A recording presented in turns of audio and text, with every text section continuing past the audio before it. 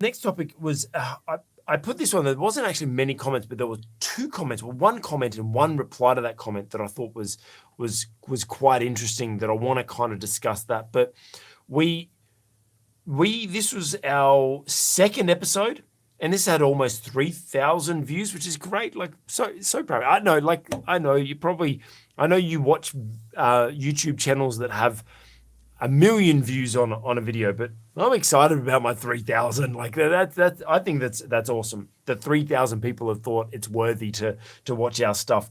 But a year ago, we spoke about, and actually this was from the same episode as we were speaking about with Brian Houston earlier, that about exiting. Like, what do you do properly when you exit? Now, this is talking about one YouTube channel that then became two YouTube channels, but a YouTube channel that I watch regularly, called DDE, Daily Driven Exotics. Yes, I'm into my car YouTubers, and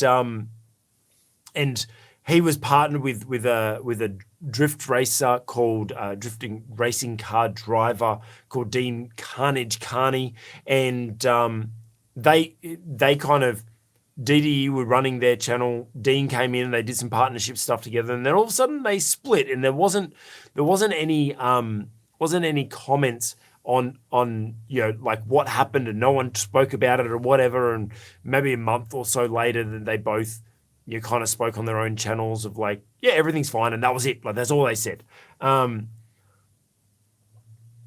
we're just talking about in this video, should we be silent on exit? Because it just allows that rumor mill to run. Should we say things or not? We're a public figure. Look, to just give some information, DDE, they've got 3.84 million subscribers. Yes, we've got 190. Pump that up. Give us a sub. But DDE have been running for a very long time. Dean started his, so this was a year ago. So in a year, he's now been able to build his channel to 79.2 thousand, which is awesome. Well done. Like that's awesome. That in a year, in the same time that we've been running, he's been able to reach 79,000. So well done. But I think it was interesting that the 2 comments that we got were very opposing views of, so Carolyn Ayoa 2427 commented, I would say that if these people are only famous from their fans, they have an obligation to inform their fans only if they want to keep them, or only if they want to keep them. Okay, I misread that. So they have an obligation. She's saying that they have an obligation to tell their fans what's going on if they want to keep their fans. I think that's an interesting take. It's like, yeah, you've got an obligation if you want to keep them. If not, like, that's fine. And then Nick Thomas 637 responded, but whose fault is it that someone likes them? They have no obligation to strangers on internet love. I don't know whether that's I don't know whether he was calling her love or whether he was talking about internet love. But Dr. Rod, 2 very opposing views there, that on exit, we should share if we're public figures. On exit, we shouldn't. No one's got an obligation. What's your take? Look, my view is still the same as I held before, and that is essentially, I didn't actually use this expression in the podcast, but my view essentially is that a person's private life is not public property. Mm-hmm. So then the issue is something like a separation of this nature, truly a person's private life. Now, I make the value judgment that it is. Sometimes, clearly, at least one other person made a different value judgment. And these things are quite difficult because this is when we're really getting down to ethical positions. And it's pretty hard to go from there and say, here's the Bible verse that supports it, because you won't find one, right? Mm-hmm. But for me, it gets down to the value of the individual and the fact that an individual, I think, has the right to keep from public view issues like, for example, the reasons why there was a split in a relationship. Now, other people will come to a different position, and I'm relaxed about that, because once you get down to the really fine-grained decisions, it's a lot more difficult to say, well, righto, here's the Bible verse, or this is the biblical worldview position that drives a particular value judgment. But on the whole, and I think this applies to all so-called famous people or influencers, their private life is not public property. Their opinions are public property because that's what they share on social media and so on, but their private life isn't public property. Yeah. But if that relationship is public and part of, I'm just trying to think, because I kind of agree, and I shared in the podcast that, I've been through business separations and some of them good, some of them bad, and most of them, actually all of them, I've never really actually shared what happened other than some basic information, maybe a year or so later. But in the moment, I normally don't really make a comment too much about it. And I still kind of, I must admit, even though I kept silent, I am on the fence, because I do believe that people don't need to know everything. However, if I've created my platform on building a relationship with my audience, on the fact that I'm letting them into my life, then for me to leave something out, now, if it's his personal life and stuff like that, fair enough. But it was a business thing. It was someone that was on the channel, someone that people also build a relationship with. I feel like there is a right for the audience to know, because that's what they're invested in you. They're spending their time, they're investing their time watching your thing, which is increasing your views, which is increasing your money and stuff like that. They're buying your merch or whatever. I kind of feel like if it's been part of that thing that's made you public, then we should be sharing that. But there are some things to keep this. I must admit, I'm on the fence. I am really on the fence, because as Aaron said earlier, when we take on leadership, we take on extra responsibility. And as influencers, as public figures, celebrities, whatever, we're taking on that responsibility that now, what, I do have to share a little bit more than I normally would as a private person. But I suppose my question is around why do we as an audience feel like we deserve to know what's going on? Why do we need to know what's going on?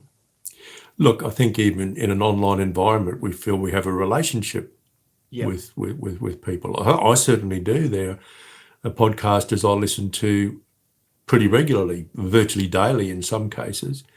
And I do feel that there's a kind of, it's obviously one way because they wouldn't know who the heck I was. Yeah. But you do feel a personal connection with people, and I think that's why you want to know. And as I said a little earlier, it's easy to say a person's private life is not public property, but then of course that begs the question in a case like this, well, what is private life? Mm-hmm. And so you feel that you're sitting on the fence.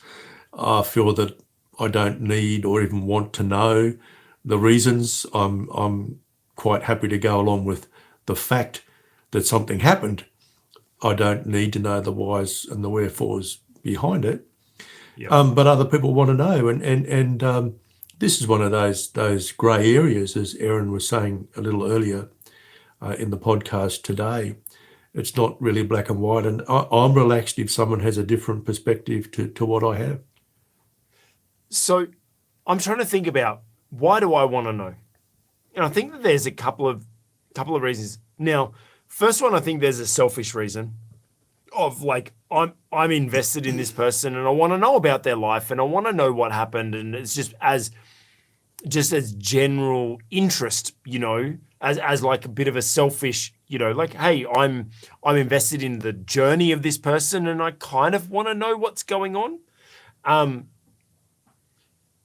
The other part of me also thinks that, or not, another thought that I have, not another part of me, another thought that I have around that is I want to know what happened so that I can understand their character.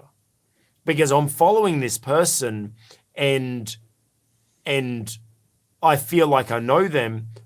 They had a major incident happen in their business life, in their public life, that two people separated, two people doing business together separated. I want to know, like, what was happening behind the scenes?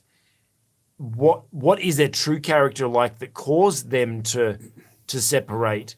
Is there something? Is there a bad behavior? And I mean, even go back to our first story about Brian Houston and stuff like that. When there's something like that, it's like, well, I want to know what are the underlying, what's the things that's happening behind the scenes, so I can actually really know this person.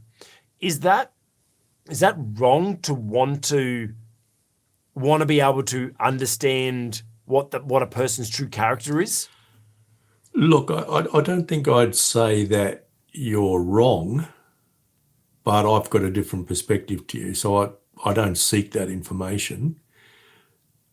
But I don't think I would actually go so far as to say you're wrong. I would just say, well, you've got a different approach to that particular ethical issue.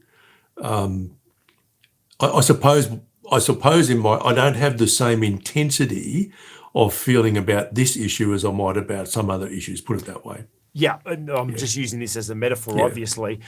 So I wouldn't feel as if I needed to invest a lot of emotional and intellectual energy in trying to convince you that you're wrong, put it that way. But there would be other issues on which I would, particularly in the relationship that we have.